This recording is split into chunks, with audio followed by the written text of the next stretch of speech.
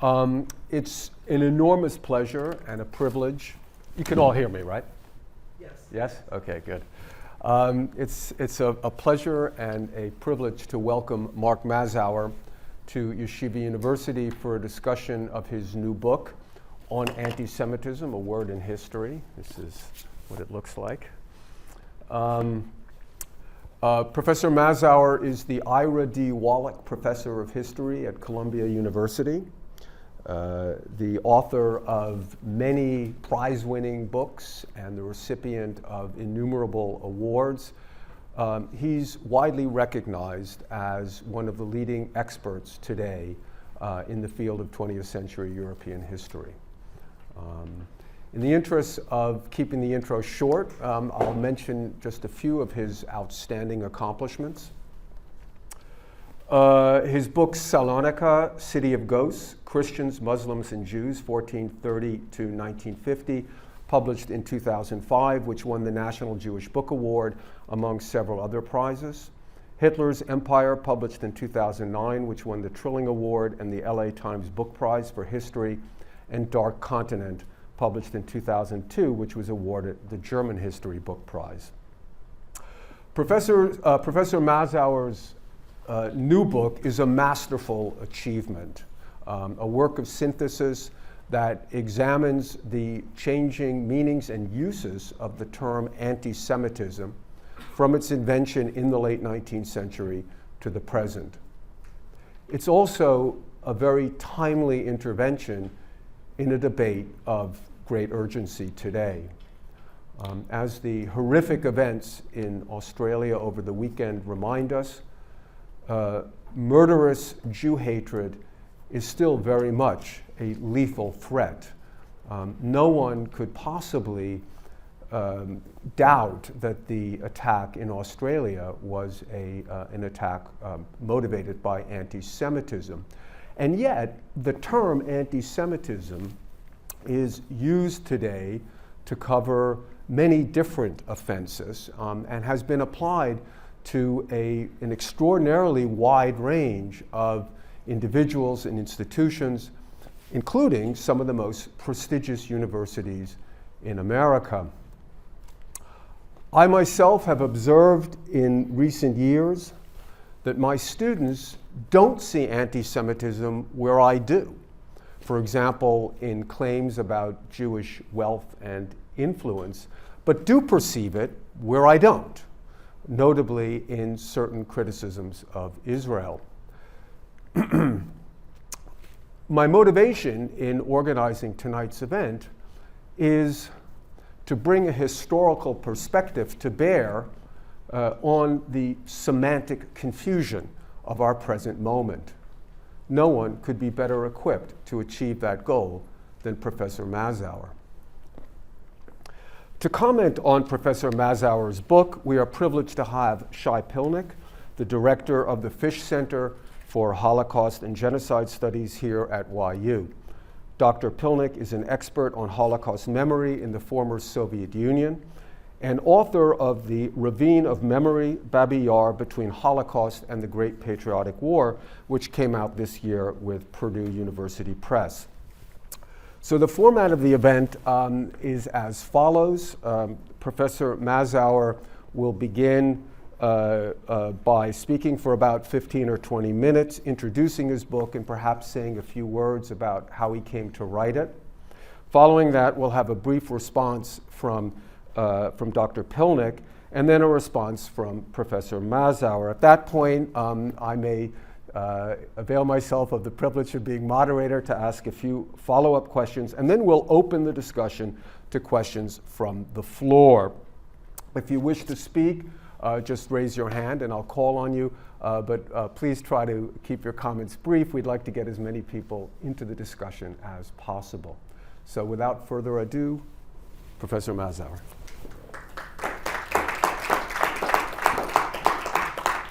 Thank you. Thank you very much, Professor Freedman. Thank you too to Shay Pilnik, and thank you all for coming along this evening.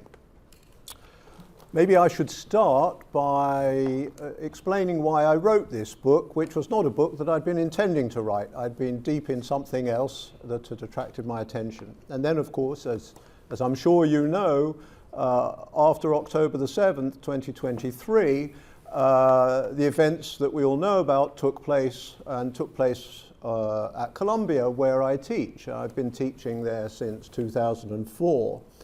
And you can probably tell from my accent that I'm not American, but I've been continuously teaching history there. And as these events unfolded, and as I saw them, and as I read about them in the papers, I became more and more confused, for want of a better word, for several reasons, really. One, I think that it's only when you're in the middle of events that hit the headlines that you really start to see how the media tell a story and what sort of things drive a narrative. And the sort of things that I was reading the papers bore very little relationship to the things that I could see happening. Now, I'm a historian, so I know perfectly well that I wasn't seeing everything that was happening. But I was seeing plenty, and I knew the institution, and there was a big gap there. And the second thing was that I thought I knew what anti-Semitism was. And yet it appeared that I didn't. That the word was being used in ways that just rang oddly to me and that I didn't recognize.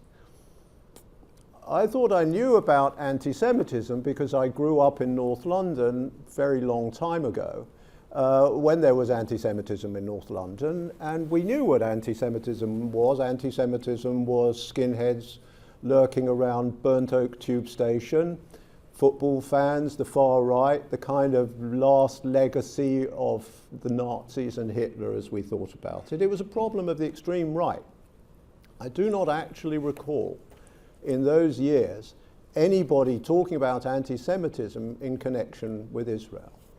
And yet, when we fast forward to 2023, 2024, it appeared, to exaggerate only slightly, that it was really all about Israel when people talked about anti-Semitism, or a good deal about Israel.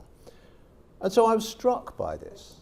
And I was curious too. How had this transformation come about? How was it that this term, which was used in one way when I was growing up, appeared to be used in a somewhat different way today? Now, it's not a subject that I have spent a lot of time researching. I'm a historian of other things. I'm a historian of modern Greece, first and foremost, actually, and I'm a historian of 20th century Europe, but I have written about the Holocaust and the Nazis and how they ran Europe. Pretty hard to do that without talking about anti-Semitism. So I have spent a certain amount of time studying and thinking about anti-Semitism. And I realized that I had to think about it a lot more, and I had to read a lot more about it. And as I read, I realized that there is, in fact, a kind of golden age among historians for the study of anti-Semitism.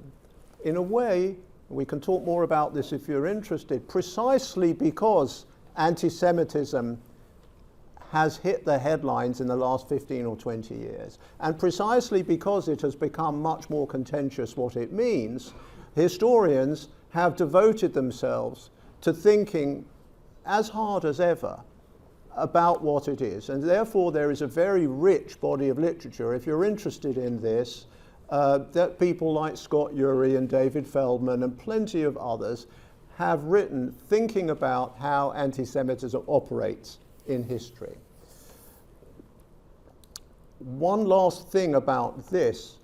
I'm not a Jewish historian. I'm a historian of modern Europe. Do these labels matter very much? That's an interesting question. They do and they don't. They shouldn't really matter. But nevertheless, we could talk about this perhaps, but I think there are two framings that come most naturally to you if you're operating in one or the other historiographical tradition. So I'll give you an example from the history of the Holocaust. Lucy Davidovitz, one of the great pioneers in the history of the Holocaust, writes a book called The War Against the Jews. That's one of the first best-selling studies of the Holocaust. And the title tells you the thesis of the book. The thesis of the book is the extermination of the Jews was somehow at the center of the Nazi war effort. Now, if you take a very much more recent book by a young historian called Holly Case, who's a historian of the relations between states in Eastern Europe, Hungary and Romania in particular, she has a little book, very brilliant book, called Between States, which is about the relationship between Hungary and Romania, two allies of Nazi Germany, in the Second World War, and how the Nazis and Berlin had to kind of mediate the very troubled relations between these two states. And she shows very brilliantly in that book how you can't really understand the twists and turns of anti-Jewish policy unless you see it in the context of what for these governments was actually a much bigger question, which is, you know, how they were going to stick it to the Romanians or how they were going to defend themselves against the Hungarians. So these are the two kinds of framings that you have. And my framing was that of a historian of Europe. Now, what was the approach? The approach seemed to me to be led by the problem that concerned me. The approach was going to be a kind of approach in intellectual and cultural history. How did the meaning of this word shift over a period of about 50 years, roughly speaking, from 1970 to now? And so my guides in this were really the great theorists of words and how words change in political times. And I talk about some of them in the book. The figure of Victor Klemperer, who was a German Jewish scholar who writes one of the great books about how politics changes words, The Language of the Third Reich. Orwell, of course, and Raymond Williams. And I guess in that I was going back to my original studies were not in history. I didn't really study history as an undergraduate. I studied philosophy. And my tutors were students of the later Wittgenstein. And later Wittgenstein was above all a philosopher of language. And his basic thesis was the meaning of a word is defined by its use. To put it very simply and crudely. And so if what you have to look at in this kind of thing are the changing uses of words. And then the last great influence on me late in the day were the great Victorian lexicographers, the dictionary makers who had decided that the way to understand the English language was to construct a dictionary on historical principles. So when you have an entry in the dictionary, what you give are examples of the word over its entire history, precisely because words change, and that was something new. And of course, one of the striking things about the current debate about anti-Semitism is, bizarrely, an awful lot of it appears to revolve around a definition. In this case, the so-called IHRA definition, which has come into public life. But that's, if you think about it, not common in political arguments. We don't usually spend a huge amount of time talking about a definition. There's a lot of time spent talking about definition. Okay. So this put me squarely in one of two camps in thinking about anti-Semitism, right? That is to say, the camp that believes that anti-Semitism is, amongst other things, a word that emerges at a certain time and goes through certain historical conjunctures, and we can talk about those. But the other camp would be quite different. The other camp would be, well, yes, anti-Semitism was a word that was invented in 1879, but anti-Semitism has always existed. And so the second way of looking at anti-Semitism would be to insist on the unchanging character of anti-Semitism. And that interested me, that way of thinking about it, partly because many people believe that. There is, of course, a very popular literature on that. You think of books like Robert Wistrich's book, The Longest Hatred, other books with similar titles, but also because I started to think about the origins of this view. Where did this view come from? Could this view be detached from a certain theological underpinning about the necessity, in a way, that almost, and goodness knows I'm not an expert on theology, but somehow, as though we're coming to the idea that somehow anti-Semitism is almost necessary condition of Jewish existence. We can talk about that, and I'd be very interested to hear from you. In any case, this second approach, that anti-Semitism is eternal and doesn't change, and has always been around and always will, interested me, but it wasn't the one I adopted. Okay, so what did I decide to do? I decided I had to figure out the story of this transformation from the 1960s, when everybody agreed that anti-Semitism is predominantly a problem of the far right. We can come to the Soviet East European experience, which is significantly different in a moment, to today, when a lot of the discussion is about the far left and the relationship between anti-Semitism and anti-Zionism, and when all kinds of historically odd phenomena emerge as a result of this, such as the fact that you can now have and do have far-right politicians in Europe and elsewhere who will claim to be fighting anti-Semitism, even as they are propagating anti-Semitism, because they are standing with Israel. And so how did we get to this kind of Alice in Wonderland world was something I wanted to find out, partly as a historian and partly, and I guess this is a trajectory of the book, which for some might make it problematic, partly because we're now in a moment of politics. So you can be the most objective historian in the world, but my starting point and ending point was New York, 2023 now. How should we think about that? How should we talk about that? And in particular, I was concerned about the implications of different definitions of anti-Semitism for our political culture, for freedom of speech, not only freedom of speech in an abstract sense, but for the capacity to teach in a classroom, matters which, oddly, in a historical sense, are now being bound up with the question of what you think anti-Semitism is or isn't.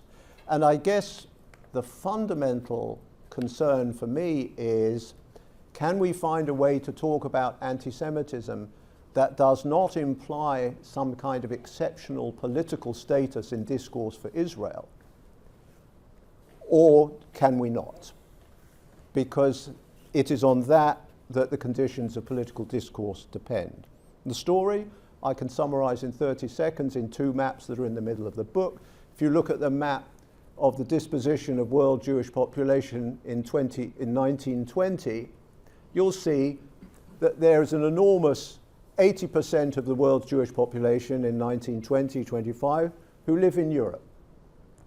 Anti-Semitism in 1925 is the problem of European governments maltreating their Jewish minorities.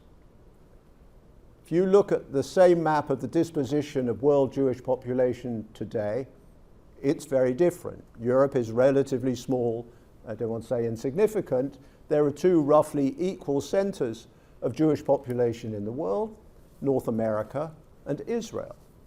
And so it's natural, I suppose, that questions of Israel should come to revolve, above all, about the relationship between the United States and Israel, because these are the two great centers of world Jewish population today. And in a nutshell, that's the shift that I think has taken place. And I tried to talk about it a bit more in the book. Thank you. Thank you very much. Thank you.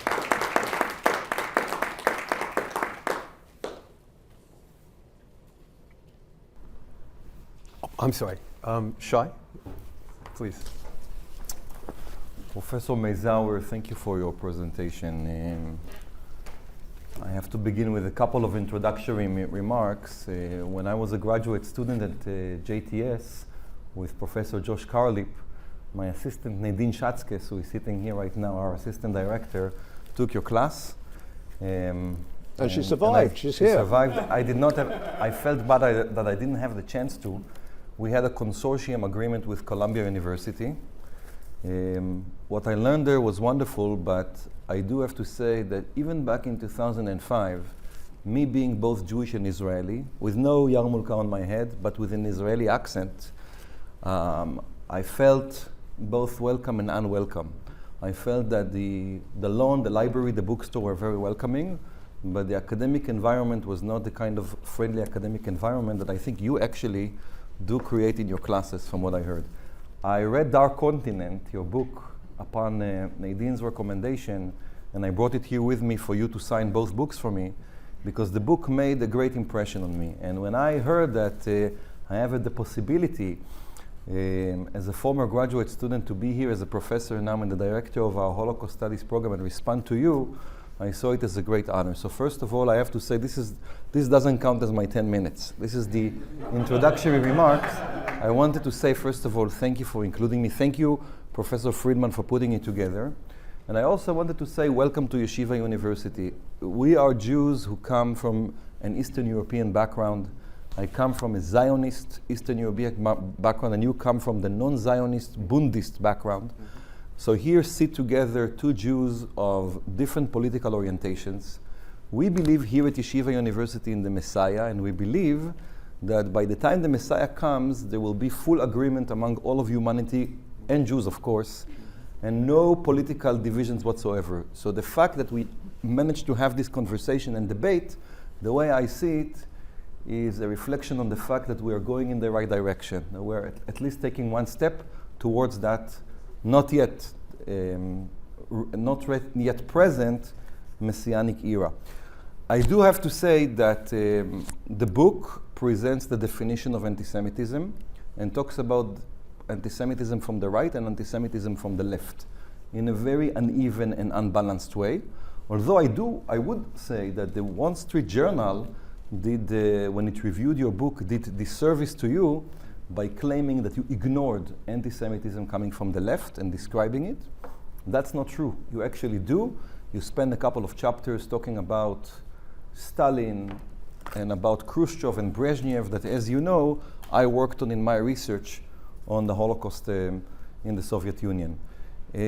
So I would like to begin by taking a break. And I have to say, when it comes to characterizing anti-Semitism from the right, I learned a lot from the book and learned a lot from you.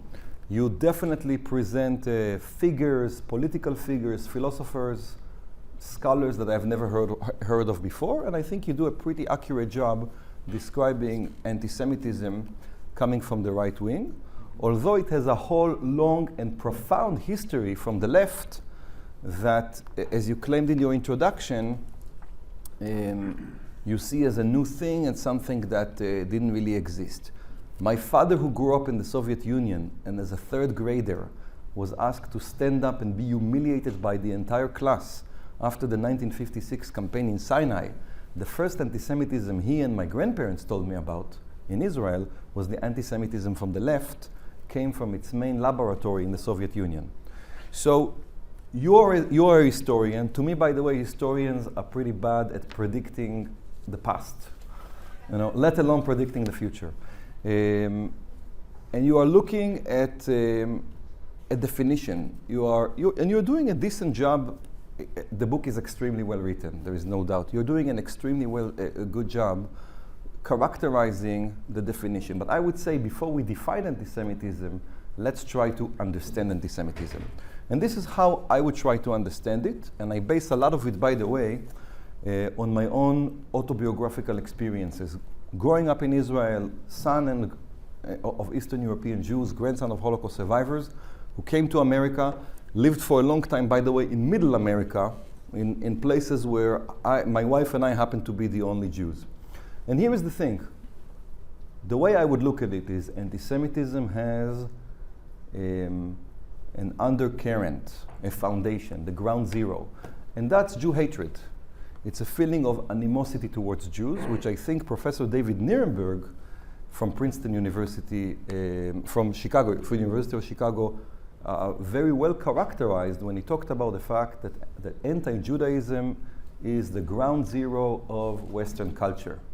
And this is actually the subtitle of his book, and Anti-Judaism, the Western Tradition. You are puzzled by that, and it seems to you that it's irrational and illogical that so many people in so many centuries and so many cultures had this repulsive objection, this repulsive reaction, almost like knee-jerk reaction to Jews. It is puzzling, but that's actually the unique history of the Jewish people. Anti-Judaism has the ancient pre-Christian antecedents. It has a long history of conflict with Christians, a different history, as we know, among the Muslims. And then you talk about anti-Semitism that happened in a certain context in 1879 with Wilhelm Marr, that truly indeed came from the right. Anti-Judaism is the ground level. I would say that's the trunk.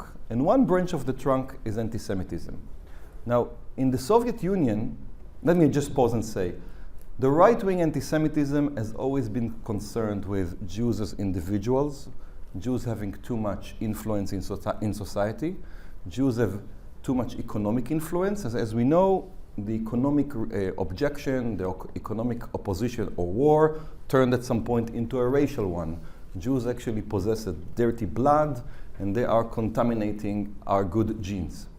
Now, if we go back to the emancipation of the Jews, which you rightfully dedicate a whole chapter to, there's something you are missing. You're saying that emancipation was a fundamental experience for Jews. You talk about the fact that Jews received emancipation right after the Declaration of the Rights of Man and the Citizens in 1789. But it actually took 2 years for Jews to receive emancipation in France. It was Count Clermont-Tonnerre in the debates about whether we should emancipate the Jews or not in France who said, we should grant the Jews everything as individuals and deny them anything as a nation. Anti-Semitism from the left looks very different. It is not so much an attack against individuals, even though Stalin ended up killing Jews, but rather it's an attack against their religion, their identity, their culture. They cannot buy matzah. Their synagogues are being closed. They are being arrested. They can only publish one single Yiddish journal in the Soviet Union. Yiddish writers, former Bundeskomrades of your grandfather, ultimately were too Jewish for Stalin, even though they were atheists and they were loyal communists, and he ended up killing them. The laboratory for anti-Semitism of the left is in the Soviet Union, and I don't think that it's a coincidence that it's normally titled anti-Zionism. It's just a different branch. In other words, anti-Judaism, the rejection of Jews, manifesting itself as anti-Semitism among the right-wing activists, and manifesting itself as anti-Zionism. Now, Jews in the Soviet Union are attacked for having anything to do with each other. In the Soviet Union, there are Soviet Jews and people in France who think that they are Jews, no connection between them. So a Jew who grows in the Soviet Union has to assimilate. He's being discriminated, he or she are being discriminated, but they cannot celebrate anything of their identity. And I wrote a whole book about it. Why was Babi Yar erased? Why was Babi Yar flooded? And why the Soviet Union would not let Jews who just lost their brother, their sister, their niece, their cousin, lost them come to Babi Yar? Because Babi Yar became quickly a hotbed for Jewish collective, for the reinforcement and even celebration of Jewish collective identity. When Amik Diamant, whom I interviewed for the book, who came with his friends in the 1960s to that commemoration, the following day, the news headlines, anti-Zionists are flooding Babi Yar. And Amik told me, we did not even know what Zionist means. And it led us to the conclusion that this is why we should move to Israel. Now, I do want to mention one more thing, and then I'll let you open it up. There's a new branch of anti-Semitism, and that's the anti-Semitism that comes from Islamism. And I would say Islamism, and I do not have time, and I don't think it's my responsibility to talk about the connection between Islamism and Islam. Islam is a religion, if you look at the Quran, we have to understand, in Surah number 5, it says, killing one human being is like killing of humanity. But at the same time, there are references by Muhammad to the murder of Jews. Jews are compared to apes. And as you know, the chant, Khaybar, Khaybar, Ya Yahud, Khaybar is actually the Jewish tribe that Muhammad killed, which became the chant and the slogan of the jihadists all over the world. In the book, for instance, you mentioned the Mufti as somebody who came to see Hitler in Berlin. I forget the exact quote because he was too much of a political rookie and not politically savvy enough to make it to realize that that was a mistake. It's very hard to make a claim that the Mufti had opposition to some Jewish territorial disputes. He was an anti-Semite. Now, anti-Semitism, we don't really see it in the Arab world before 1918, but once it sparked, it's a big deal. Gamal Abdel Nasser, the Egyptian leader, said that he was deeply impacted by the Protocols of the Elders of Zion, which is really a book that can show you as a blueprint how Zionists are the ones who run the world. So, when we think about the trunk of anti-Judaism as an underlying current in our culture, I would say, to summarize, that it has evolved into anti-Semitism coming from Nazis and fascists, which you actually do a pretty good job describing. The anti-Zionists of the Soviet Union, who spread their Marxist, communist ideology and keep spreading it around the world, and the Islamists, whose violence towards the Jews, if I need to give you an example, I would go back to what you have seen a couple of days ago. Thank you, Shay. So I think Mark Mazower will now respond. Thank you very much, Shay. Let me just make some sort of highlighter things that I think we may want to talk about in discussion. First, a clarification. I don't present a definition of anti-Semitism in the book. In fact, the method is the opposite. Mm-hmm. I do not want to offer a definition of anti-Semitism. I am interested in the definitions that are out there, that people offer. And I think if you read a lot of the recent literature on this question by historians who I admire, like David Engel or David Feldman, I'm really following their lead that this is a bit of a fool's errand to try to come down and define anti-Semitism, and I don't. The really important, I think, question that you raised, the anti-Semitism of the left, which you raised quite correctly, because that's at the heart of where we are today, and I'll come to this question of the relation, how to conceptualize the relationship between anti-Semitism and anti-Zionism.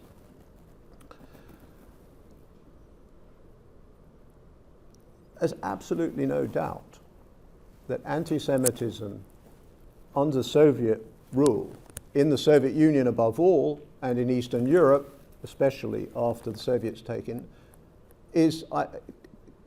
flourishes under the rubric of anti-Zionism. So we can agree, we do not disagree about that. There is widespread anti-Semitism, which cannot speak its name, by and large, for well-known reasons, identifies itself as anti-Zionism. Now here comes an interesting historical question, and I'm not aware that anybody has really done the work on this that would enable us to answer that. What is actually the relationship between the anti-Zionism of the Soviet period in the Soviet Union and anti-Zionism as a label that you find today on the left in the United States and Western Europe? It is tempting, and I want to say it's perhaps particularly tempting to those, for instance, of Sharansky's generation who had experienced this and then came, to see this as the same thing. I think this is a hypothesis. I think it's a hypothesis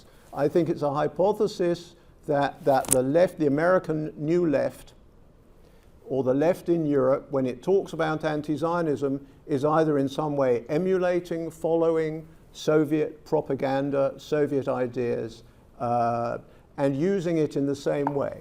I don't say that that's impossible. I just say that we don't know. And my sense, if I look around the debate, is that this is a little like anti-Semitism, an extraordinarily vague umbrella term that we use at this point to mean very different things. Some of those things might bring you close, but some of them might not. In the Soviet case, anti-Zionism is part of a larger discourse of cosmopolitanism, of opposition to rival nationalisms, which by and large is not the discourse of the left in Western Europe and the United States. They're not worried about these things. And so we're going to have to do some work before we can just assert that when some student jumps up and down on a campus in the United States in 2005 and shouts proudly, "I'm an anti-Zionist," that actually what they mean is the same thing. That's not at all clear to me. I'm in favor of unpacking these words and trying to figure out what the people who use, as a methodological principle, what the people who use these terms think they mean.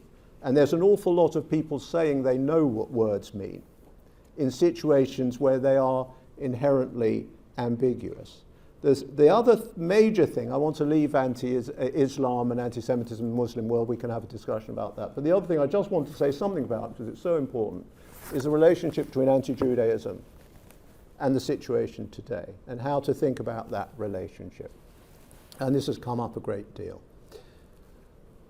Now, obviously, anti-Jewish animus goes back a very, very long way. It goes back to before the Christian era, but it becomes, I think you can plausibly say, it becomes a fundamental part of European culture in the Christian era, precisely because Christianity has this complex relationship with Judaism. That's at the heart of it. That's not to justify it, but that's to explain why you can't tell the history of medieval Europe or early modern Europe without talking about what we could, if we want, I don't mind, loosely call anti-Semitism, but let's say anti-Jewish hatred. And so this becomes a pervasive part of European political culture. No question. We're all on the same page about that. I'm not saying that didn't exist. That would be ridiculous. David Feldman makes a useful distinction, I think, between anti-Semitism and anti-Semites. And basically, the distinction runs something like this. Anti-Semitism is a set of prejudiced beliefs about Jews. And they are, as it were, today, the secularized legacy of that theological animus against Jews. And they're very widespread. They're very widespread here, they're very widespread wherever you want to look. Perhaps they're more widespread around the world than they were. An anti-Semite is not just somebody who has some anti-Semitic views or talks about some anti-Semitic prejudice at some time or other. It's somebody who acts on them as a principle of politics. It's somebody who says this is actually the basis for a political movement, and that is new in the second half of the 19th century for all sorts of reasons that we can talk about. And it is that that is going to lead you to the Holocaust and to the reason why we're talking about all of this today. Now, that, the anti-Semite as political movement, reaches its apogee in the Second World War. The most powerful country in Europe, bizarrely, turns out to be run by people who really believe this. And then, of course, they are eventually defeated.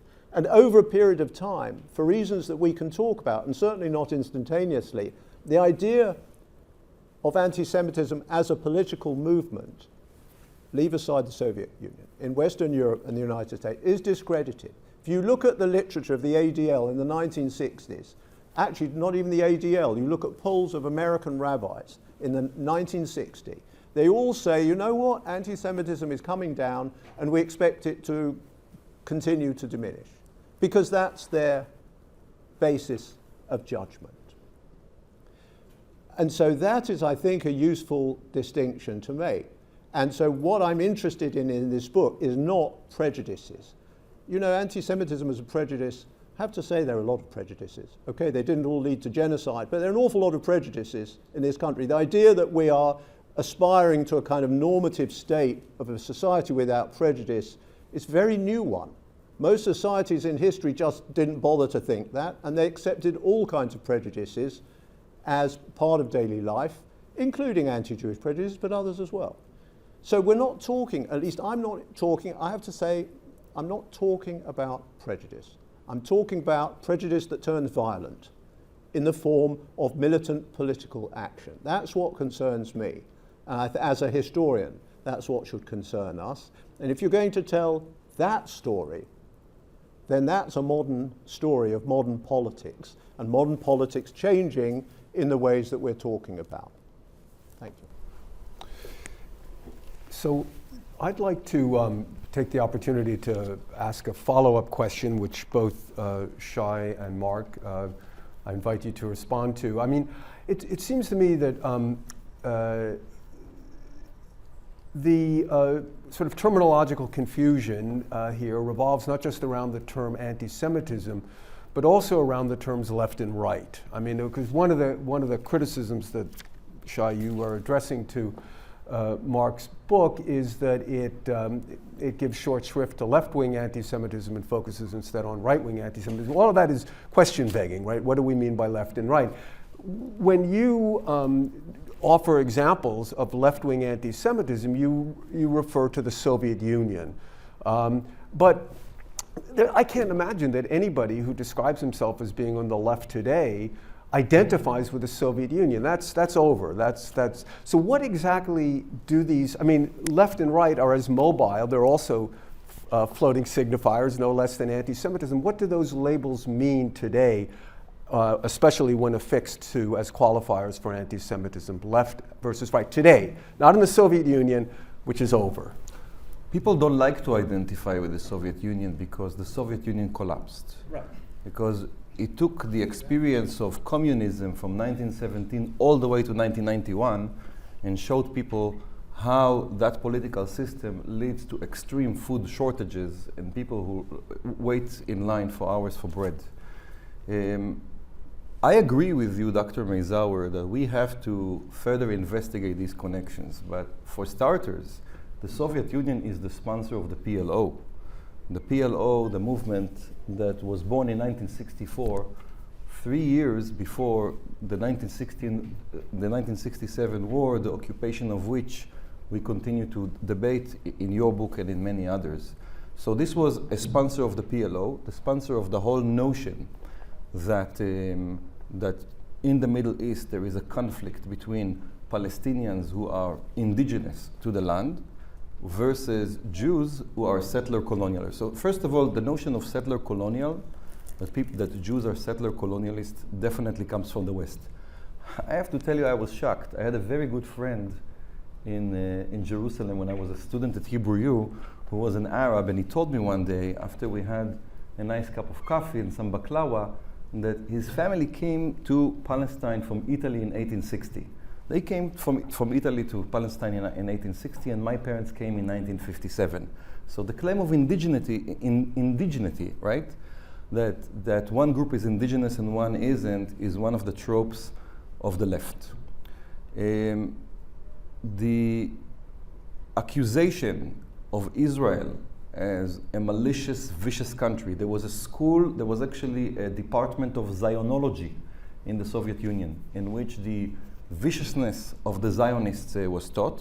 And you see the same thing happening today. Well, one of the hubs of it is actually New York City, where we are right now. One psychological insight that I wanted to share with you, I'm not a psychologist, and neither do you, but I think that it's an insight that I would like to share. When you talk, and I have had a chance actually to speak to far-right figures in this country, they're normally not ashamed to be anti-Semites. So when you talk about prejudice and action, first of all, they are prejudiced. And second, they tell you, I'm not going to take any action against you because it's illegal. It will be a hate crime. But if I could, I would kill you. I saw far more comfort among the right wing in America admitting that they are anti-Semites.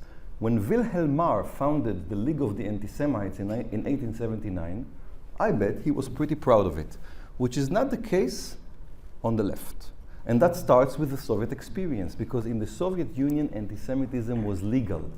When Nikita Khrushchev in the early 1960s is accused of being an anti-Semite, he flatly rejects that claim, because anti-Semitism has already been overcome through socialism. So there is denial that it exists. We cannot be anti-Semites. We live in a country in which all nations are brothers and sisters, and there is no room in our society for that. The problem is, legally it's not allowed, culturally it's absolutely unacceptable, but the sentiment is still there. And that sentiment is channeled into the Jewish collective identity. You can become a big opponent of the State of Israel, and I've, by the way, seen it, because I would talk to ordinary Americans who don't like Jews, and they immediately liked me because I'm Israeli. Then I would speak to the more liberal ones, and they like the fact that I'm Jewish, my parents are from Eastern Europe, but oh, you're actually Israeli. That's a problem. So because they cannot actually express their animosity to Jews as individuals, they express their animosity to Jews as a collective. Then also, by the way, they accuse them of horrible things like committing genocide, whereas as we speak right now, we have that group funded by the UAE that's committing genocide in Sudan. You wouldn't hear much about it on the Columbia University campus because no Jews, no news. Okay. Professor So Mazower. to start with the left question, which is very interesting, I was thinking about this just now. The shift seems to me roughly like this, that to be on the left in Western Europe and the United States up until the 1960s, 1970s, was principally to be concerned about class struggle. I mean, if I was to generalize, class, socialism, that was the animating ideological driver. That was why you were on the left. There was a strong union movement. There was a strong self-professed socialist movement. Some supported the Soviet Union. Some opposed the Soviet Union. But socialism, class struggle, and at a certain point, anti-colonialism.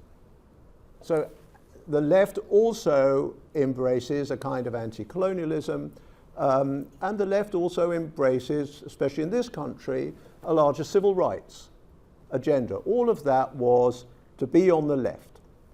In that configuration of concerns, it was uncomplicatedly possible to be Jewish and to be on the left. And I think the situation has changed, because to be on the left today is to be primarily, we're talking huge generalizations here, by a different set of concerns. So the concern about class struggle has waned. A kind of, maybe it's grown in the last few years, but in general, the idea that the left in the West is committed to a politics of class struggle, fighting for union rights, it's not vanished, but it's not so central, it's not there. The anti-colonialism is as important as ever, but what has transformed the left everywhere is identity politics.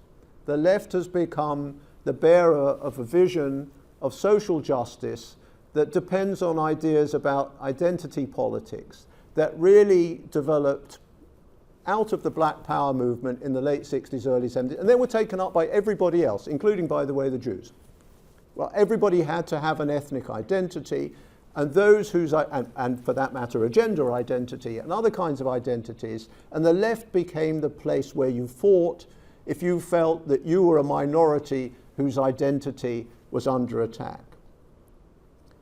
That form of left has become progressively more difficult for Jews to participate in, I would say because of the way that identity politics and class were understood as intersecting, and the feeling in many parts of the left that the Jews didn't count as a group in need of protection. And then to add insult to injury, that increasingly Jews, especially perhaps American Jews, were identifying with Israel, and Israel figured for the left as on the wrong side of the anti-colonial struggle. So I think it's a very interesting question to ask, but what you can see is tremendous Jewish participation on the left up until the 1960s, and decreasing and more problematic involvement, perfectly possible, as we see today, in all kinds of ways. But everybody is reckoning with that, including, of course, all those very different groups on the left. I want to shift to one other thing, hearing Shai's comments at the end, because I think it comes to the question that the Columbia events raised for me. And the question is this, the question I was basically grappling with, trying to figure out what the relationship really is between anti-Semitism and anti-Zionism. If we have to use these horrible labels, what's the relationship? Is all anti-Zionism anti-Semitism? Do you see them as identical? Do you see them as overlapping? Do you see them as entirely separate? Or to put it another way, would it be impossible, in your view, to oppose Israel on political grounds and not be anti-Semitic, right? Define when you could be opposing Israel and not be anti-Semitic. That becomes a very, very important factor right now because anti-discrimination law in this country is operative in cases of anti-Semitism. And so what we're arguing about is what forms of criticism of Israel are permissible without eliciting the charge of anti-Semitism. I think everything else is sort of history and we can argue about it, but this is the very practical concern. And I think people are arguing past each other an awful lot of the time. So I think we'd like to open the discussion now to questions from the floor, and both of the panelists, both Mark Mazower and Shay Pilnik, will be able to respond. Rebecca. I'll just stand up. Thank you so much, and I'm really, really grateful. Thank you. Okay, thanks everyone. So my name is Rebecca Seifus, and I'm the Dean of Yeshiva College and Stern College at Yeshiva University, a position that I picked up in 2024 after a tumultuous last year at Rutgers University, where I was a professor and dean for a dozen years.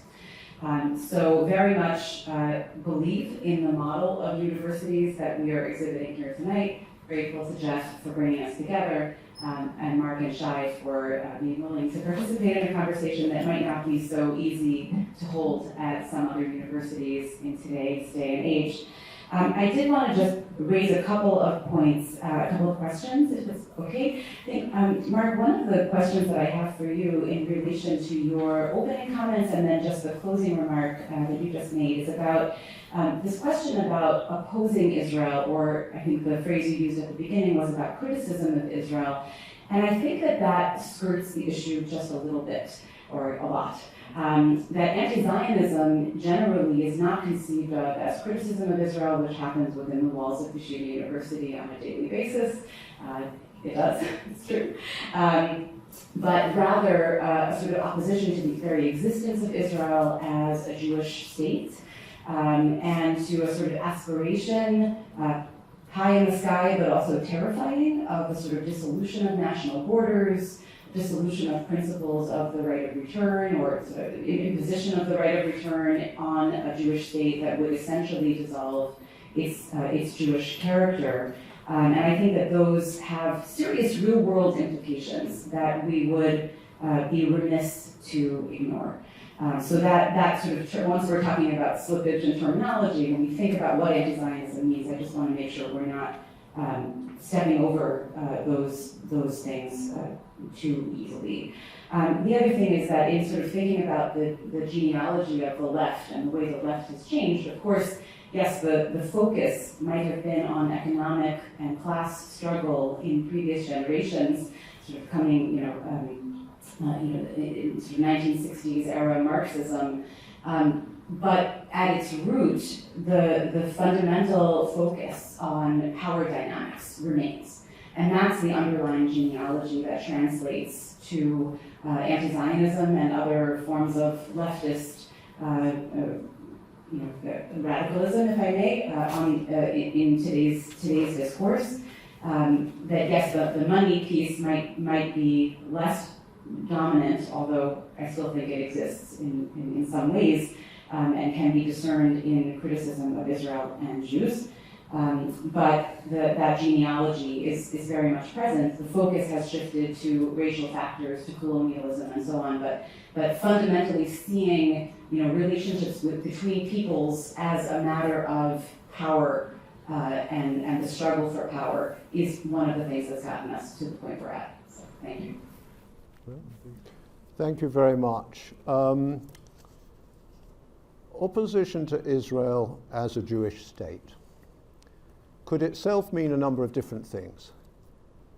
Opposition to Israel as a Jewish state could mean Jews should not be there at all. Jews should be expelled, Jews should be wiped out. That was a big historical mistake. That's one. I think that whether or not one regards that as anti-Semitism, and I could explain what I mean by that. I mean, nobody wants to be in favor of people arguing that kind of position. Opposition to Israel as a Jewish state could mean that you think all the inhabitants of the state should have the same rights, and that Arabs and Jews should have the same rights, and that that's a political principle that you want to fight for. And I have to say that I can see why you would oppose that if you didn't want that prospect, but I can't see why that's necessarily anti-Semitism, because that doesn't imply any ethnic prejudice against Jews. That might be the position of somebody who has a certain view about democracy, in the same way that I would if I was talking about Greece, and I would say, look, I think it was long overdue that the Greeks gave the Muslim and Albanian minorities in the north of the country the same rights of voting and mobility and so on. So you have to specify what you mean, I think. That's what I'm asking you to do. Okay, so what I'm saying in my view is, if you had somebody saying, you know, kill all the Jews and expel them from Israel, you know, you'd basically be warranted in taking action against them, because whether or not you want to actually call that anti-Semitism, I think as a matter of principle, this is not a great position to hold about any country in the world. If you want, but if people are saying, we believe that the people of Israel, and we can talk about occupied territories at this point, it's hard to distinguish them, should have the same rights, seems to me that if we're saying that's illegitimate, we've created a problem of consistency for ourselves in political discourse, because you've said that there's a certain value, a certain position that you can take in other parts of the world. You can take it as a general abstract position, but you're not allowed to argue it for Israel. And that's the kind of thing that I talked about at the start when I said what we need to think about. That's why I don't want to say I have one definition and one is the right one. I want to say the definition you have will have implications for political speech. And let's just be clear what those are. And if you want to have Israel treated normally in the same way as everyone else, then that implies actually certain positions cannot be regarded as anti-Semitic, if you see what I mean. That's a long answer to your question, I'm sorry. Shay, did you want to respond? No? Josh.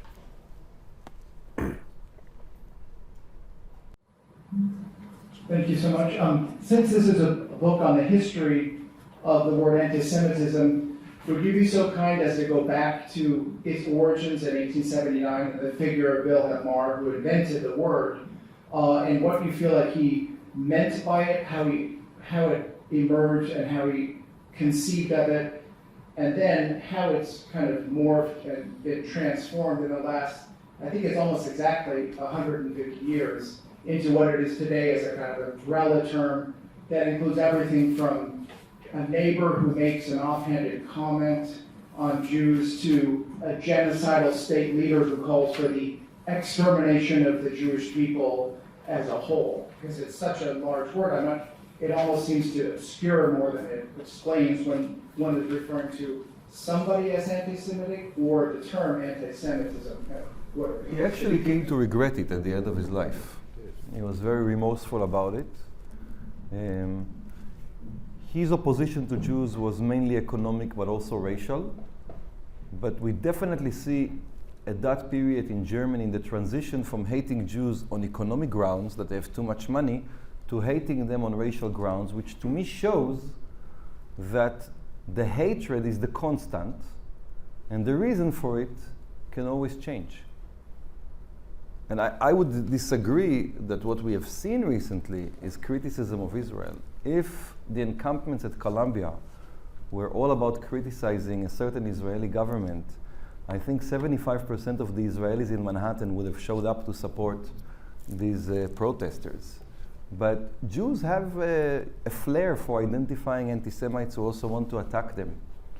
I have a colleague, Nadine and I and her went to grad school, and she became later a professor at Columbia University.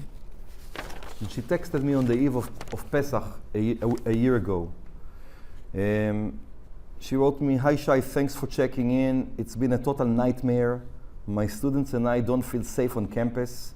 I'm heartbroken and devastated by all this. This professor, by the way, at Columbia is not a Zionist Jewish, but nobody that I've ever seen as we say in Yiddish, a verbrannte Zionist. I would say that what we have seen is again, I'm going back to the core of the trunk, the anti-Jewish animosity, revulsion, repulsion. You can come up probably with better nouns that would quickly lead to an attack against Jews. This has nothing to do with politics, or close to nothing to do with politics, or the imagination of any political programs or political discourse. So to come to William Wilhelm Marr, you know, you spend some time writing a book, and then you basically sent the book off to the publisher, and you realize actually what you were trying to say almost too late. And it was at the very end of writing the book that a blindingly obvious thought struck me that had not struck me before. When we think about anti-Semitism, as it were, I've been focusing on the Semitism bit. Who are the Semites, what do they mean, and so on. And I'd been missing the lexicographically obvious point that anti-Semitism is an anti-word. Why did this matter? I started to get interested in anti-words, and I started to look them up, and you can do the same thing if you get interested in this. Actually, there's almost nothing written about them. From what I understand, anti-words were basically unknown in Shakespeare's time.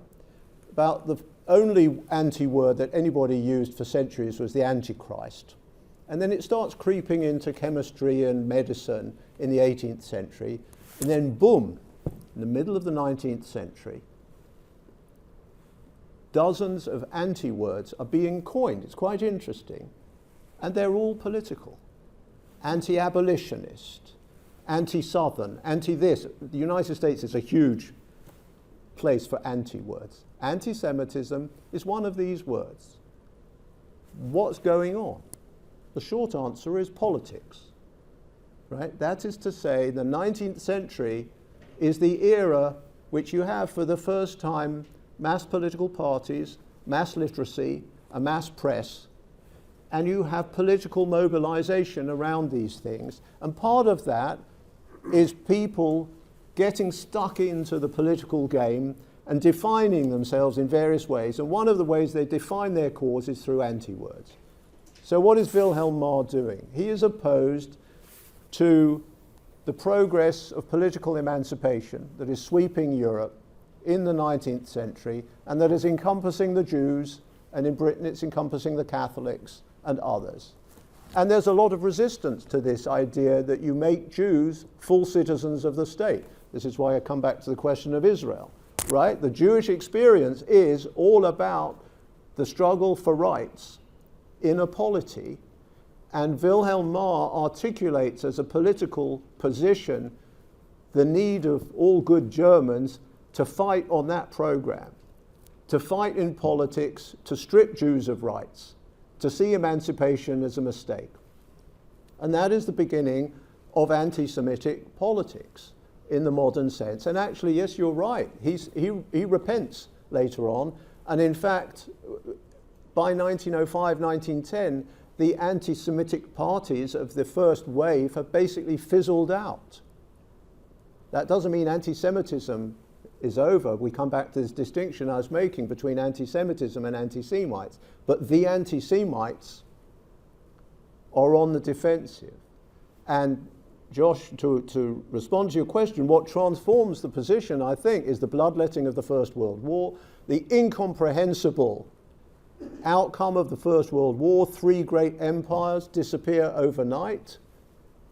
Jews are ministers in German governments. When did that happen? Bolsheviks have seized power and overthrown the Tsar. How do you explain that? This is the moment at which the Protocols of the Elders of Zion circulate as bestsellers for the first time. They have, of course, originated earlier, but it's in the 1920s that they speed around Europe in exactly the same way, by the way, that they'll speed around the Middle East after 1948, and I suspect for much the same reason.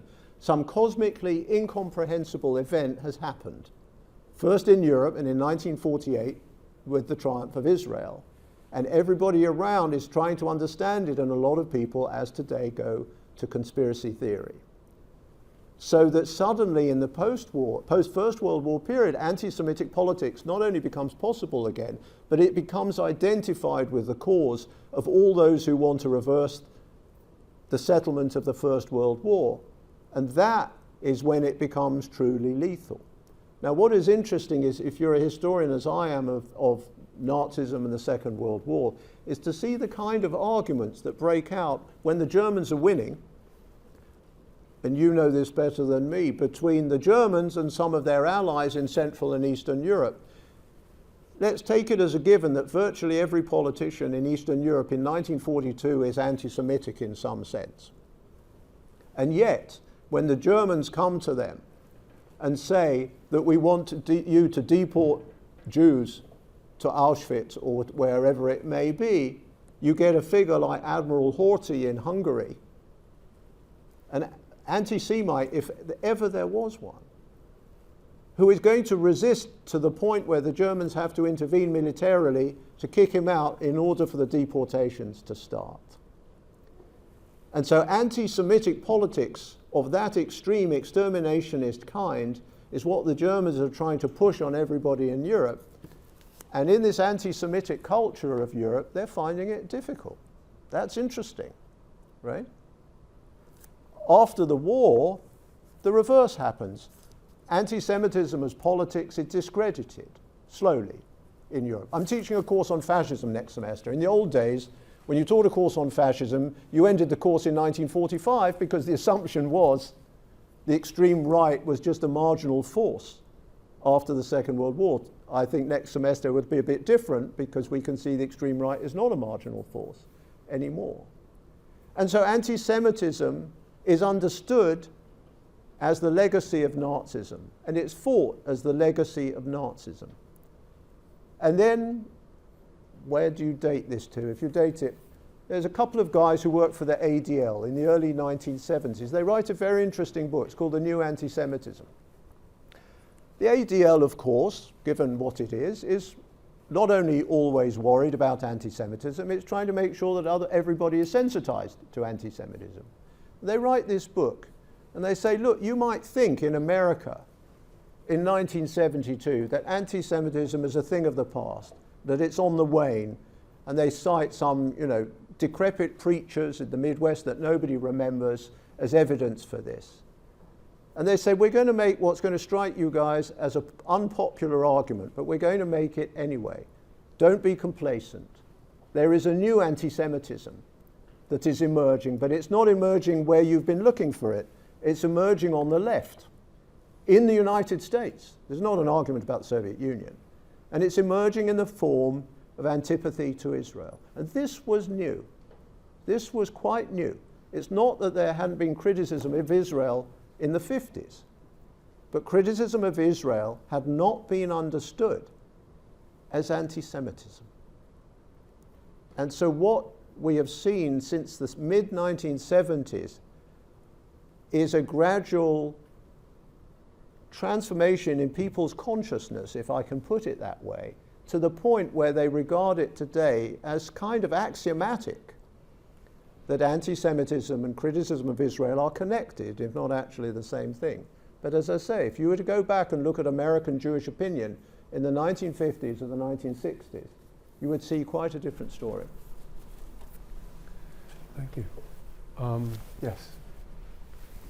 Madeleine?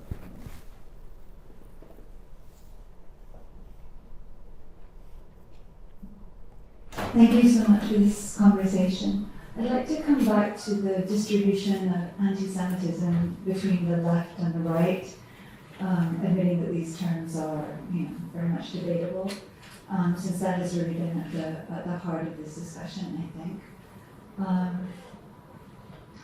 I can certainly understand, Dr. Pilnik, the emphasis that you want to place, or the recalibration of Professor Mazower's book that you're asking for towards the left. That makes sense. But we are in a moment in which the anti-Semitism of the right becomes ever louder and more dominant in this country. And I have to say that your statement that the anti-Semites of the right who you've encountered are open about their desire to expel and kill Jews, and that you somehow feel more comfortable with that, I find profoundly disturbing. This is a dynamic that we're dealing with today, and I worry very much about the dismissal of that sentiment in favor of let's defend Israel, and not worry about those who claim to defend Israel while, becoming ever louder in their anti-Semitism. Thank you for. Shay, could you just let her finish? I want to be transparent here and say that I'm at Columbia, and you can make of that what you will. But the most extreme anti-Semitism that I encountered in the last few years happened on a day that was branded as a rally for Israel, that was, highly populated by extreme right figures who, circled the campus, and many ordinary Jewish New Yorkers showed up to show, their support for Israel, only to find themselves very disturbed by what they heard, by the actually misogynistic and anti-Semitic language of that group of people.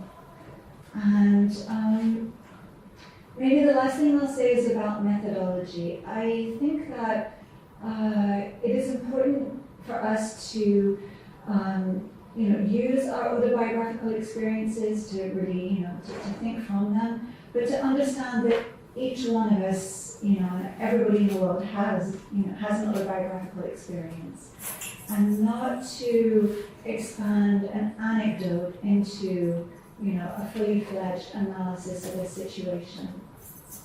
And from that, This is not a question. This is a comment. I mean, yeah, it is. I will actually interrupt you.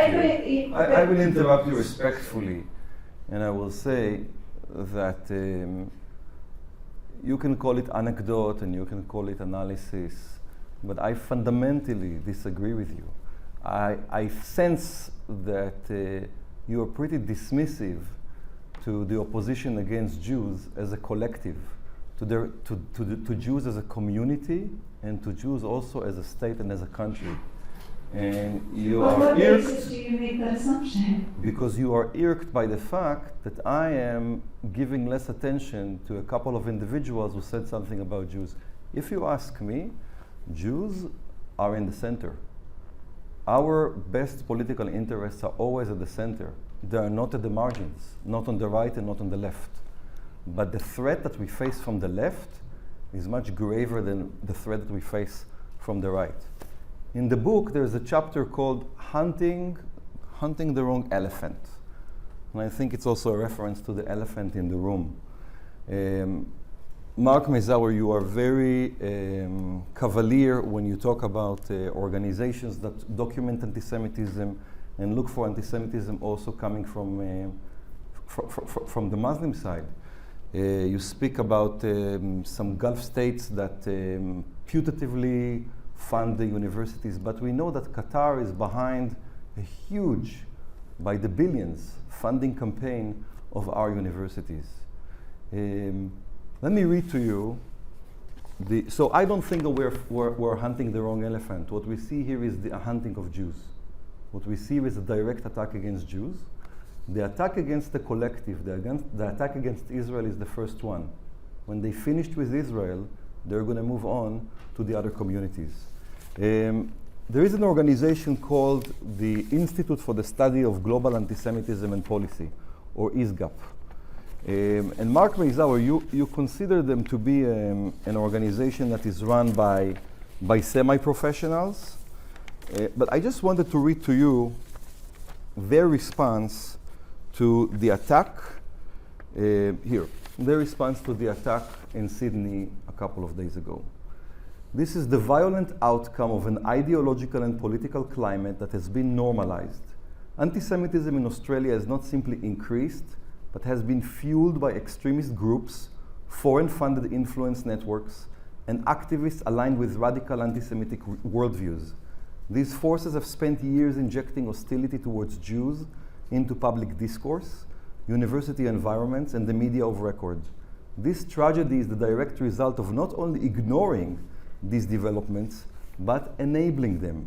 ISGAP research has shown how Islamist regimes that promote the Muslim Brotherhood ideology use soft power investments to advance anti-democratic and radical ideological agendas and undermine the foundations of democratic society, and in doing so, target Jewish communities. This is the ideology that directly led to the murder of 16 Jews in Sydney and counting. Whether I offer the correct historiographical analysis or not, and by the way, anti-Semitism is not my specialty, is incorrect. What I am here for is to look at the reality in my eyes, and not try to evade it. Okay, Mark Mazower, let's let Mark. So this question of the right is urgent and I think interesting, and I think my views on it changed in the writing of the book, really. I mean, I would articulate, I came to articulate it like this, and I hadn't really been conscious when I started of feeling such an opposition. That what this involvement, this new involvement of the far right, I'm talking about people like Tommy Robinson of the EDL in England, but we could talk about many others. It suggested to me that in a certain sense, under the current government in Israel, the interests of the Jewish communities of the diaspora and the interest of Israel as they're defined by this government are antithetical. What do I mean by this? When Tommy Robinson and other far-right politicians were invited to Israel to participate in a conference on anti-Semitism, the horror in a number of diaspora Jewish communities was enormous. I mean, the British Board of Jewish Deputies, the quietest, the most discreet organization it's possible to imagine, loathe ever to criticize the Israeli government, issued a public statement deploring the decision to invite Tommy Robinson. Why? Because the EDL was perfectly well known to British Jewry as being behind a number of anti-Semitic attacks and connected to far-right groups that were committing violence against Jews. Same thing in Hungary, same thing in France. And yet these people had been invited by the government. And so it's in that sense that I think we need to think about this as a new stage. This is totally new. This is not something that happened 10 years ago or 25 years ago. This happened right this year, last year, the year before. We need to think through about the implications of this, because if we get them wrong, we are going to confuse an awful lot of people about what anti-Semitism really is. And that's something I really don't want to do. Being against Jews as a community, Jews as a state, Jews as a country.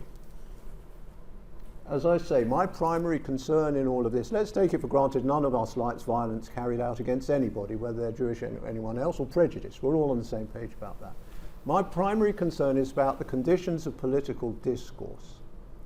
A Jewish state has to be susceptible to the same kind of rules of political discourse as any other state, and you don't get a get out of jail card, free card, simply by saying, well, we're a Jewish state, and so therefore we are going to delimit the kind of criticism.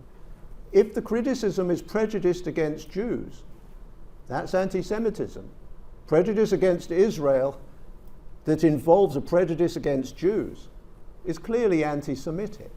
But otherwise, in my book, no state gets a kind of exemption along those lines. And that's really what it's been, I suppose, uppermost in my mind to try to elucidate. And I think we have to discriminate and we have to make subtle distinctions of the kinds that we're not used to making right now in order to make sure that we preserve political speech the way we want to do. We may say, for instance, that certain things are intolerable, but they're not necessarily anti-Semitic.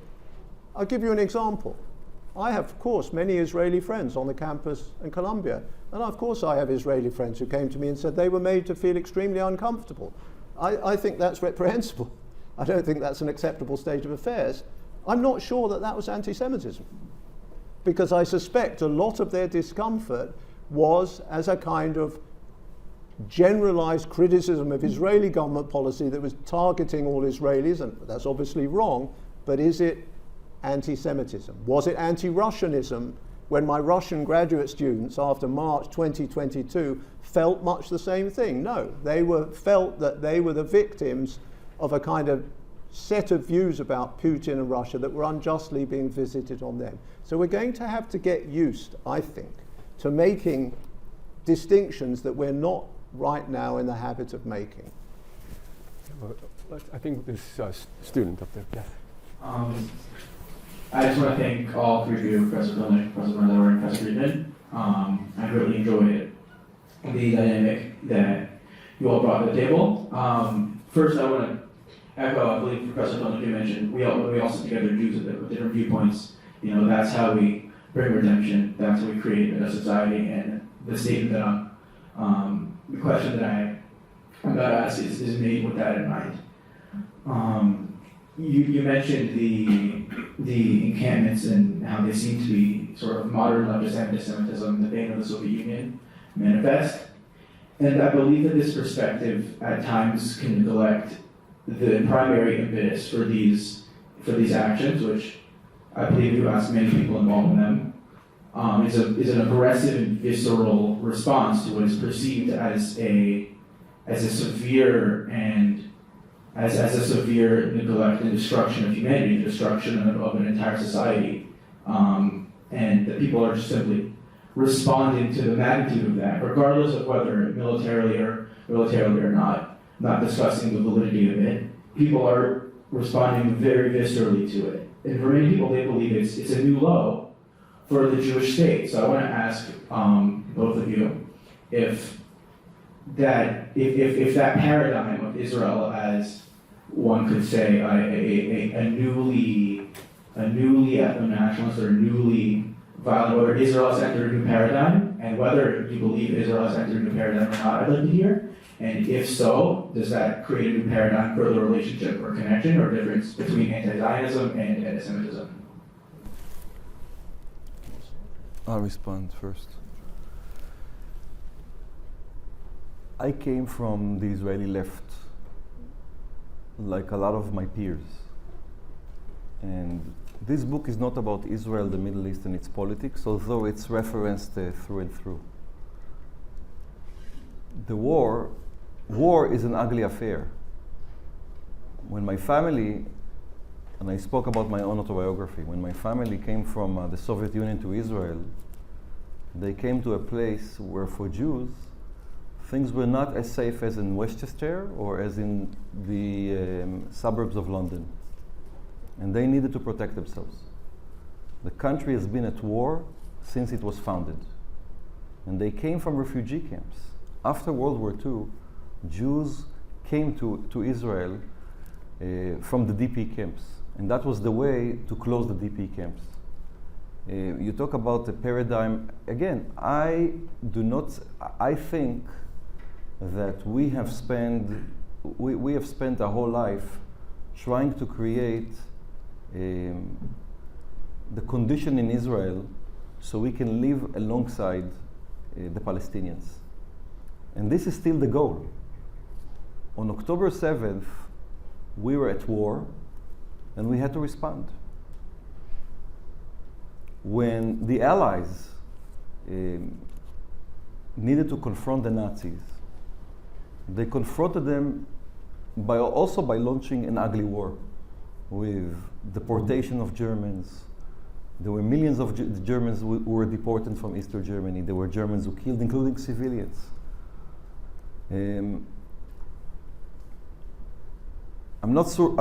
Does that answer your question?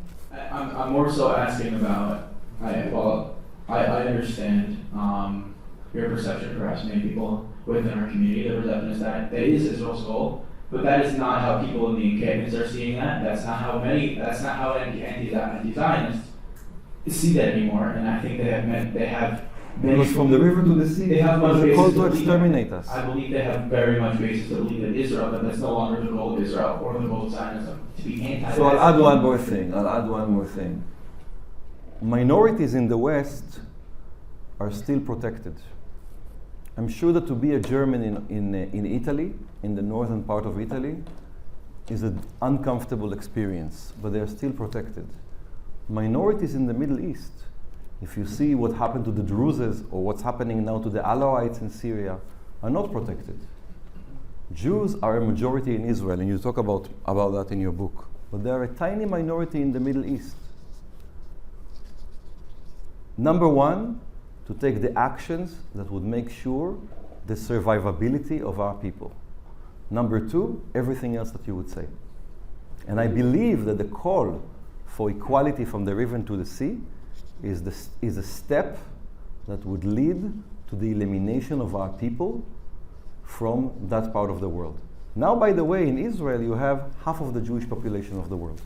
Shay, let's maybe let Mark come back. Oh, I okay. believe that might follow to say that if somebody is saying that to call for equality for all citizens between the river and the sea necessitates the destruction of the Jewish state, then that call for equality, I mean, I believe we're starting to get towards. There was here one more question here. I'm just going to respond to Yes.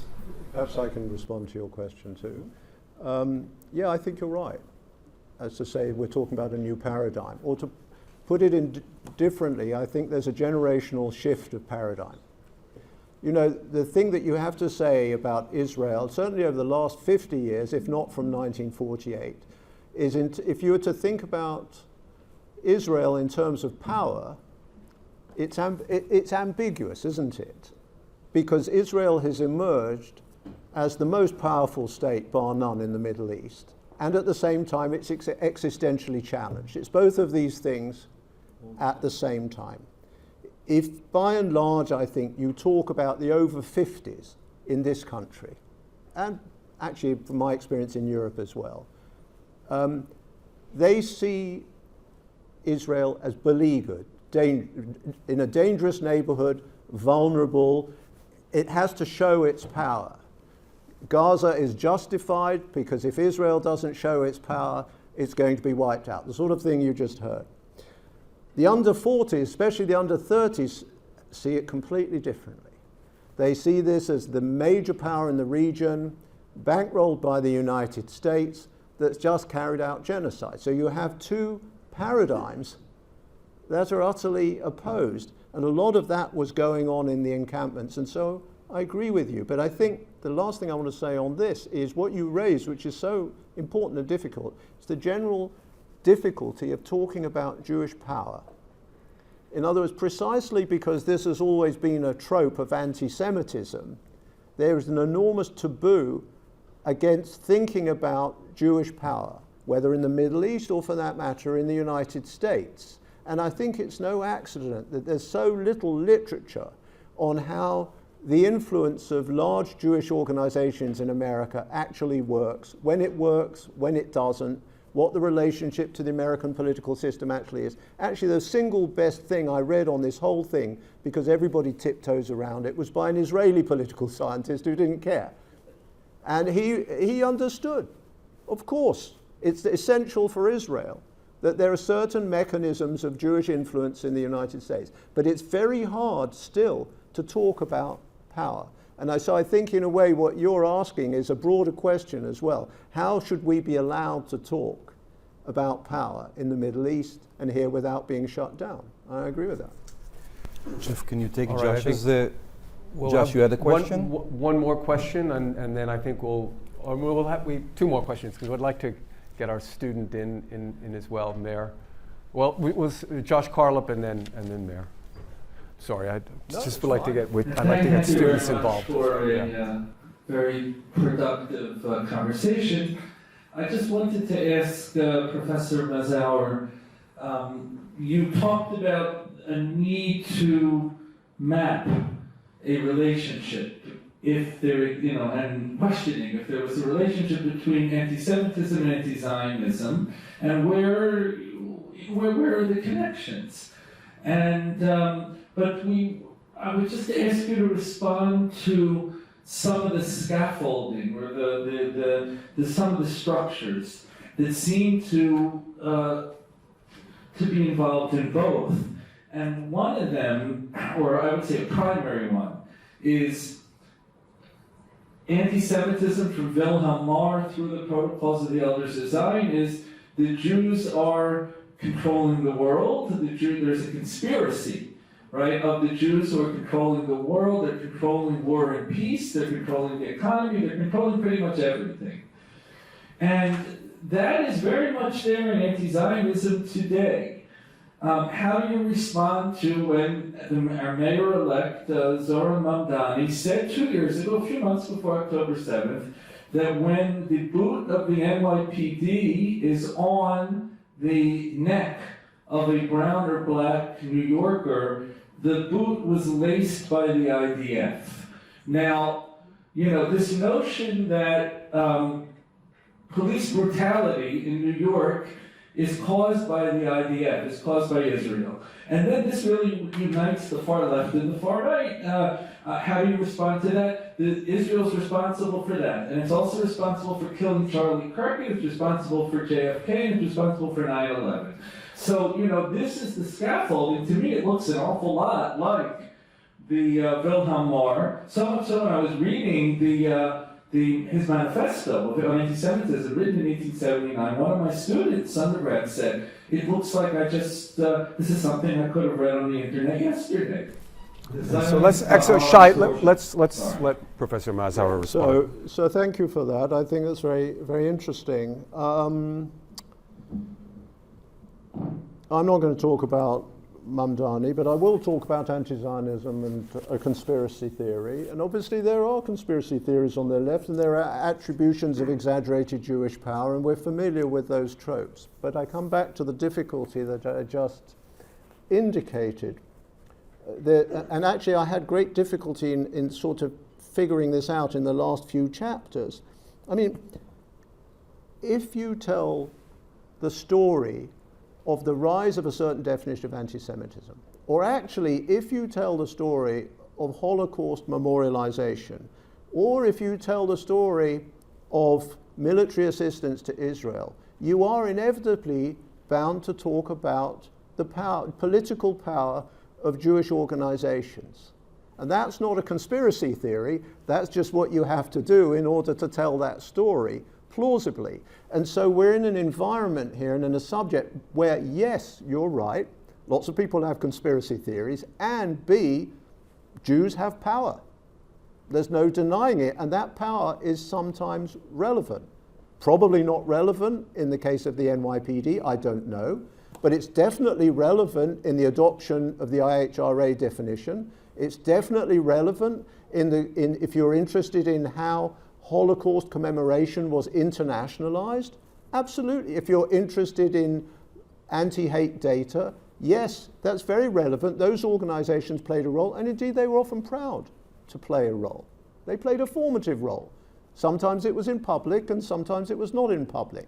So we have to be able to do both these things at the same time. You have to be able to call out the conspiracy theory, and you have to be able to talk in a reasonable way about Jewish power, which is a reality.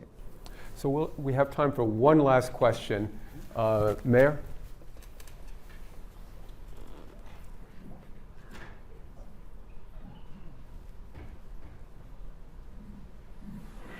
Thank you, Professor Freedman, for organizing this whole event tonight. I had one question which was very much a follow-up on the previous question, which we had just heard.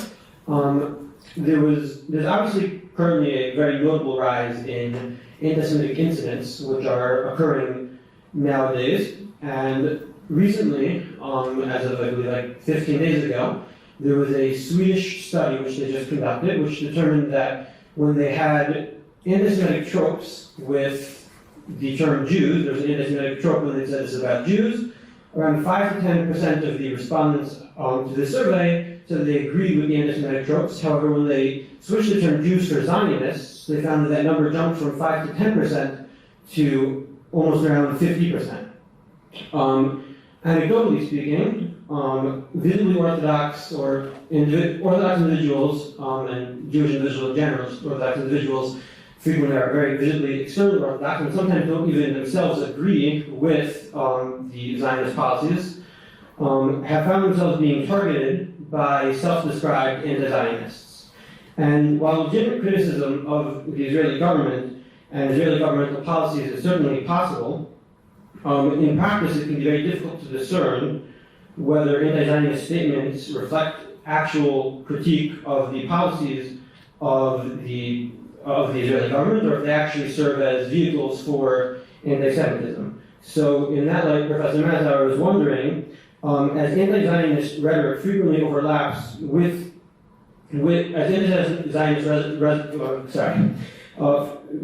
frequently overlaps with anti-Semitism, in practice, is it reasonable to assume that many people that express anti-Zionist viewpoints are actually really just motivated and influenced by anti-Semitism?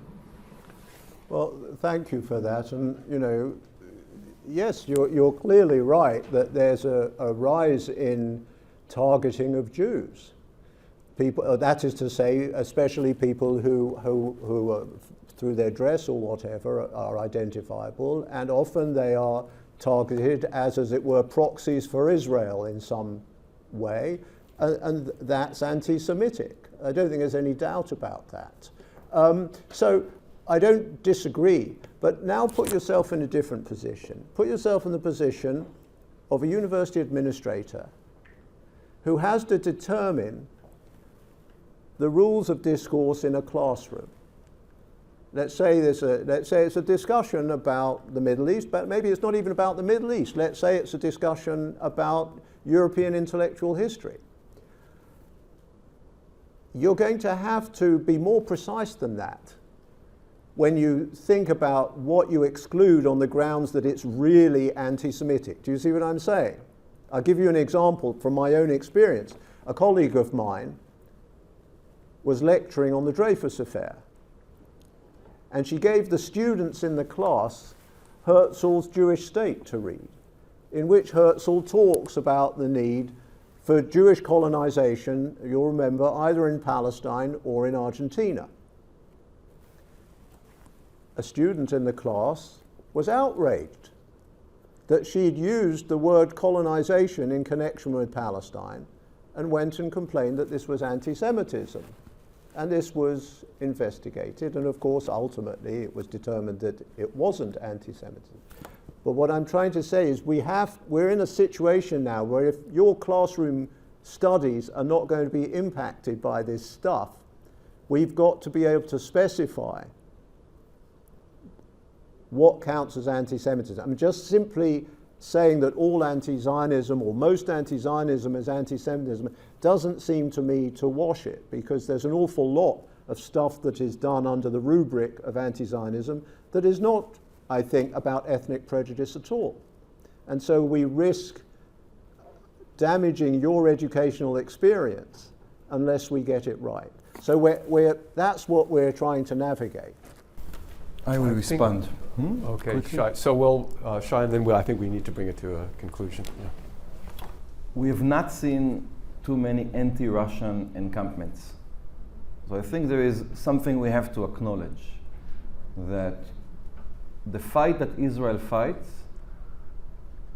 attracts the kind of negative attention that puts the attitude of society to Jews on a different level, reminiscent of the anti-Judaism of antiquity, the Middle Ages, and the anti-Semitism of Wilhelm Marr. Maybe I sense it more as an Israeli, that yes, there's questions of free speech, and I'm actually not looking at it from the legal standpoint, but to be an Israeli or to be a Jew who is a Zionist on a campus in which clearly there is one country in the world constantly under attack is meant to make you feel uncomfortable. And I read for you that the students feel uncomfortable, and they don't only feel uncomfortable because people oppose them in the class. I'm sure you're right about that exists too. They feel threatened. That's number one. Number two, I think that going back to the ultra-Orthodox Jews, if you are against nationalism whatsoever, if you believe that there should be no nations, if you are cosmopolitan, and you believe there should be the Germans should not have Germany and the Swedes should not have Sweden, then you can also claim the Jews should not have their own state. But if you claim that nationalism exists and that nations should have their own nation states, then you are being discriminatory when there's one country that should not have it. And from the river to the sea, that's what it means. A mutation that is so different from the discourse that I learned about in Israel as a young man, when we truly believed that we are heading towards a resolution where there would be two states that would live in one day alongside each other, in which the two nations would be able to have their own nation state. And the violence that we see right now is because that has not been the goal of our enemies. The goal here is destruction of the Jewish people. It begins in Israel, but it will quickly extend around the world, to the whole world. I think we'll end there and take the opportunity to thank Mark Mazower and Shay Pilnik for the discussion.